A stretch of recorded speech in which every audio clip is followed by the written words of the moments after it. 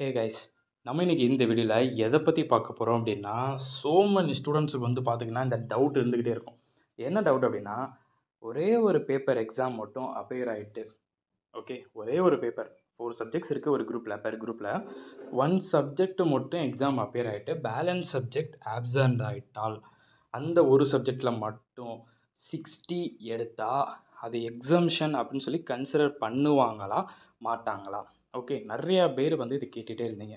ஒரு கிளியர்டாக வந்து இது வீடியோ ஆல்ரெடி நான் போட்டிருக்கேன். பட் இருந்தாலும் வந்து நீங்கள் ஒரு மாதிரி சொல்கிறீங்க, நார்த்து சைட் யூடியூபர்ஸ் ஒரு மாதிரி சொல்கிறாங்க, எனக்கு வந்து இது புரியல ப்ரோ அப்படின்னு சொல்லி நீங்கள் நிறைய பேர் சொல்லியிருந்தீங்க. ஓகேங்களா?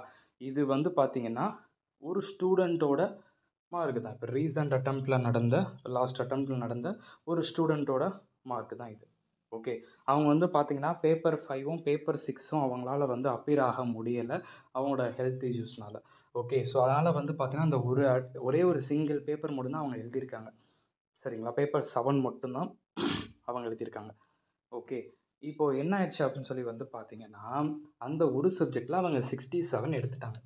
ஓகே, இப்போது இதில் பாருங்களேன், இது எக்ஸம்ஷனா இல்லையா? இது எக்ஸம்ஷன், இது எக்ஸம்ஷன். போட்டிருக்கா எக்ஸம்ஷன். அப்போது எக்ஸம்ஷன்னா என்னது? எக்ஸம்ஷனா என்னென்னா, நெக்ஸ்ட்டு வரக்கூடிய அதாவது இனிமேல் வரக்கூடிய 3 அட்டெம்ப்ட்டுக்கு இந்த பேப்பர் 7 எழுத தேவையில்லைன்னு சொல்லிட்டு ரூல். கரெக்டுங்களா? Okay, that's all. ஓகே, இது 16 சிலபஸ் 22 அதை பற்றிலாம் நான் இப்போ பேசவே இல்லை. நான் வந்து இப்போ டிஸ்கஸ் பண்ணுற டாபிக் வந்து ஒரு சப்ஜெக்ட்ஸ் மட்டும் எக்ஸாம் அப்பியர் ஆகிட்டு பேலன்ஸ் சப்ஜெக்ட்ஸ் லீவ் போட்டால், ஆப்சண்ட் ஆனால் அது எக்ஸம்ஷனா இல்லையா அப்படின்னு நீங்கள் கேட்ட கொஷினுக்கான ஆன்சரு தான் இது. சரிங்களா? ஓகே, தட்ஸ் ஆல், முடிஞ்சது. இப்போ உங்களுக்கு எல்லாருக்கும் இந்த டவுட் இருக்குமா? இருக்காதுல்ல. அடுத்து நெக்ஸ்ட் ஒரு டவுட் இருக்கும். என்னது? ஓகே, இப்போ இந்த ஸ்டூடெண்ட்டு இதில் 67 எடுத்துட்டாங்க இல்லையா? நெக்ஸ்ட்டு அட்டெம்ப்டில் வந்து இவங்க 3 சப்ஜெக்ட்ஸ் மட்டும் எழுதுறாங்கன்னு வச்சுக்கோங்களேன் ஒரு எக்ஸாம்பிளுக்கு. அப்போ அவங்க எவ்வளோ மார்க் எடுக்கணும் அப்படிங்கிறத பார்க்கலாமா?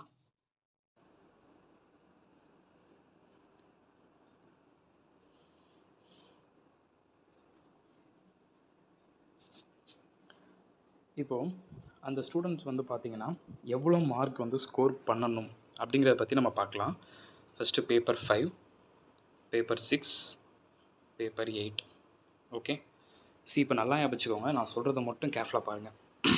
நீங்கள் 4 சப்ஜெக்ட் எழுதும்போது உங்கள் எல்லாருக்குமே தெரிஞ்சிருக்கும் இண்டிவிஜுவல் சப்ஜெக்டில் எவ்வளோ எடுக்கணும். ஒரு சப்ஜெக்ட்லேயும் 40. கரெக்டுங்களா? டோட்டலாக 4 சப்ஜெக்டே சேர்த்து அக்ரிகேட்டு டோட்டல் எவ்வளோ வரணும்? 200. அப்போ தான் நீங்கள் பாஸ் அப்படின்னு சொல்லுவோம். எல்லாத்துக்குமே தெரியும். இது தெரிஞ்சால் தான் நம்ம வந்து என்ன பண்ண முடியும், சேம் எக்ஸாம் எழுத முடியும். இது தெரியாமல் நம்ம எக்ஸாம் போகக்கூடாது. கரெக்டாக? ஓகே, இப்போ நல்லா வச்சுக்கோங்க, 4 சப்ஜெக்ட்டு சேர்த்து 200 மார்க் அக்ரிகேட்னா 3 சப்ஜெக்ட் சேர்த்து எழுதும்போது டோட்டல் 150 எடுக்கணும். அதாவது இந்த ஸ்டூடெண்ட்டு இந்த அட்டெம்ப்டில் ஒரே ஒரு எக்ஸாம் தான் எழுதியிருக்காங்க. ஓகே, மிச்ச 3 எக்ஸாம் எழுதலை. அப்போ அந்த 1 எக்ஸாமில் அவங்க 60 எடுத்தாலே போதும். நெக்ஸ்ட் டைம் அந்த எக்ஸாம் அவங்க எழுத தேவையில்லை. நெக்ஸ்ட் 3 அட்டெம்ப்ட்டுக்கு அவங்க எழுத தேவையில்லை. அப்போ நெக்ஸ்ட் 3 அட்டெம்ப்ட்டில் வந்து அவங்க இந்த 3 சப்ஜெக்ட்ஸ் மட்டும் எழுதுறாங்கன்னு வச்சுக்கோங்களேன். இப்போ அடுத்த அட்டெம்ப்ட்டில் வந்து இவங்க 3 சப்ஜெக்ட்ஸ் மட்டும் எழுதினா போதும். அந்த சப்ஜெக்ட்டுக்கு இவங்க போக தேவையில்லை. சரி, ஓகே. உங்கள் எல்லாருக்கும் ஒரு டவுட் இருக்கும், எவ்வளோ மார்க் எடுக்கிறது? நீங்கள் எல்லோரும் என்ன நினச்சிப்பீங்க, ஆல்ரெடி வந்து பேப்பர் 7ல் 67 மார்க் எடுத்தாச்சு, 200ல் ஒரு 67 மைனஸ் பண்ணு அப்படின்னு சொல்லி நீங்கள் பண்ணீங்கன்னு வச்சுக்கோங்களேன். அது தப்பான ஒரு கான்செப்ட்டு. அதை பண்ண வேண்டாம். 200ல் வந்து 67 மார்க் ஆல்ரெடி எடுத்தாச்சுல அப்படின்ட்டு அப்படிலாம் கிடையவே கிடையாது. எக்ஸம்ஷன் எடுத்துட்டிங்க, எடுத்ததை அப்படியே மறந்துடுங்க, அவ்வளோதான். ஓகே, அதில் எவ்வளோ மார்க்கு அதெல்லாம் வந்து இனிமேல் எதுவும் நீங்கள் பார்க்க தேவையில்லை. இன்ஸ்டியூட் சிம்பிளாக ஒன்று சொல்கிறாங்க, நீ இப்போ ஒரு சப்ஜெக்ட் 67 மார்க் எடுத்திருக்க, ஓகே, அவ்வளோதான். நெக்ஸ்ட்டு 3 டைம்ஸ் வந்து இந்த எக்ஸம்ஷன் வந்து நீ கிளைம் பண்ணிக்கலாம். ஸோ அந்த சப்ஜெக்டை அப்படியே மறந்துடு, எக்ஸம்ஷன் எடுத்ததோடு விட்டுரு. இப்போ 3 சப்ஜெக்ட் பேப்பர் 5, பேப்பர் 6, பேப்பர் 8 இந்த 3 சப்ஜெக்ட் சேர்த்து நீ 150 மார்க் எடுக்கணும்னு சொல்கிறாங்க. புரியுதுங்களா? 150 மார்க்கு எடுக்கணும்னு சொல்கிறாங்க. ஓகே, 150 மார்க்கு இண்டிவிஜுவலில் வந்து 40 எடுத்தாலும் எடுக்கலாம், தப்பு கிடையாது. கண்டிப்பாக 50 தான் எடுக்கணுங்கிறது கிடையாது, 40 எடுக்கலாம். ஓகேங்களா? 40 எடுத்துக்கலாம். இப்போது பேப்பர் 5ல் 40, பேப்பர் 6ல் 40, பேப்பர் 8ல் வந்து பார்த்துக்கிட்டிங்க அப்படின்னா நீங்கள் ஒரு 60 எடுத்திருக்கீங்கன்னு வச்சுக்கோங்களேன். ஓகே, 60 எடுத்திருக்கீங்கன்னு வச்சுக்கோங்களேன். இப்போ டோட்டல் போட்டு பாருங்கள். நான் என்ன சொன்னேன், 3 சப்ஜெக்ட் எழுதும்போது டோட்டல் 150 வரணும்னு சொன்னேன்னா, இப்போ உங்கள் டோட்டல் மட்டும் செக் பண்ணி பாருங்கள். 40 + 40 80, 80 + 60 140. 150 எடுக்கணும், but you got 140 marks only. இப்போ என்ன பண்ண முடியும்? பேப்பர் 8 மறுபடியும் அடுத்த டைம் ஆமாம், பேப்பர் 8 எக்ஸம்ஷன் வாங்கிட்டீங்க, பாருங்கள் 3 சப்ஜெக்டில் இது 80 எடுத்து எக்ஸம்ஷன் வாங்கிட்டீங்க. அப்போ எரேஸ் பண்ணிடலாமா? ஓகே. இப்போ நெக்ஸ்ட்டு அடுத்து வரக்கூடிய அட்டெம்ப்ட் எப்போ? அடுத்த அட்டெம்ப்ட். ஓகேங்களா? இப்போ எக்ஸம்ஷன் வாங்கியாச்சு. பட் இன்ட்ரு கிளியர் பண்ணல. குரூப் 1 கிளியர் பண்ணல. பட் எக்ஸம்ஷன் எடுத்திருக்கீங்க. ஆல்ரெடி பேப்பர் 7ல் எடுத்தாச்சு. இப்போ பேப்பர் 8ல் எடுத்தாச்சு. இப்போ பேப்பர் 5ம் 6ம் இருக்குது.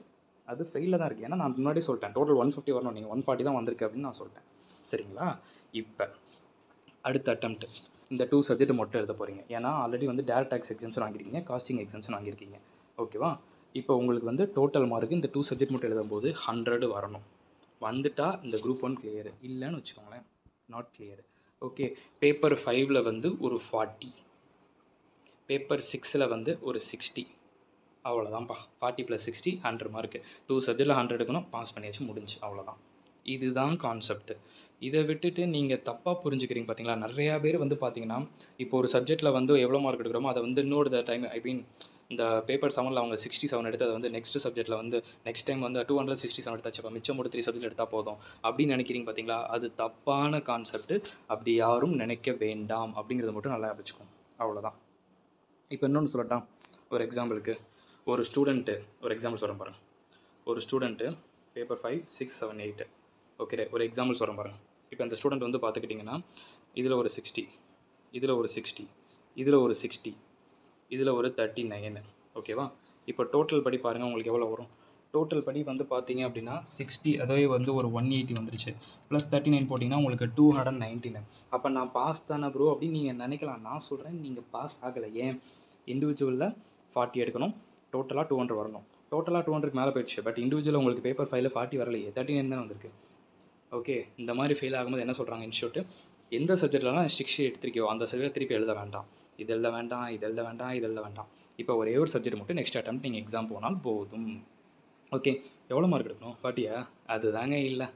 ஒரே ஒரு சப்ஜெக்ட் எழுதும்போது அங்கே அக்ரிகேட் எப்படி கன்சிடர் பண்ணுறாங்க? 50. புரியுதுங்களா? இதுதான் கான்செப்ட். அப்போது வந்து நீங்கள் எல்லோரும் வந்து தப்பாக மீன் பண்ணக்கூடாது. ப்ரோ நான் இப்போ இந்த ஒரே ஒரு டைம் இப்போ எக்ஸாம் எழுத போகிறேன், ஒரே ஒரு சப்ஜெக்ட் மட்டும் எழுதுறேன், அப்போ நான் 50 எடுக்கலாமா? நல்லா ஞாபகம். இப்போ நீங்கள் முதல்ல எழுத போகிறதுங்கிறது 3 சப்ஜெக்ட் ஆப்சென்ட் ஆகிட்டு ஒரு சப்ஜெக்ட் மட்டும் எழுத போகிறீங்க. சரிங்களா? நான் சொன்ன இந்த கான்செப்ட்டு ஆல்ரெடி 3 எக்ஸாம்ஷன் எடுத்துகிட்டு கடைசியாக அந்த 1 மட்டும் எழுதுனா பாஸ்ன்னு சொல்லல, அந்த டைமில் சொல்கிறது. தப்பாக மட்டும் புரிஞ்சுக்காதீங்க. வீடியோ நல்லா ஃபுல்லாக புரிஞ்சு பார்த்துட்டு இது பண்ணிக்கோங்க. சரிங்களா? இப்போ நான் வித் ப்ரூஃபோட எவிடன்ஸோட காமிச்சிட்டேன். இனிமேல் எந்த ஸ்டூடெண்ட்ஸ்க்கு எந்த ஒரு டவுட்டும் வராது. நீங்களே தைரியமாக நீங்கள் ஒரு சப்ஜெக்ட்ஸ் மட்டும் நீங்கள் எக்ஸாம் எழுதினாலும் சரி, மிச்சம் 3 சப்ஜெக்ட் லீவ் போட்டாலும் சரி.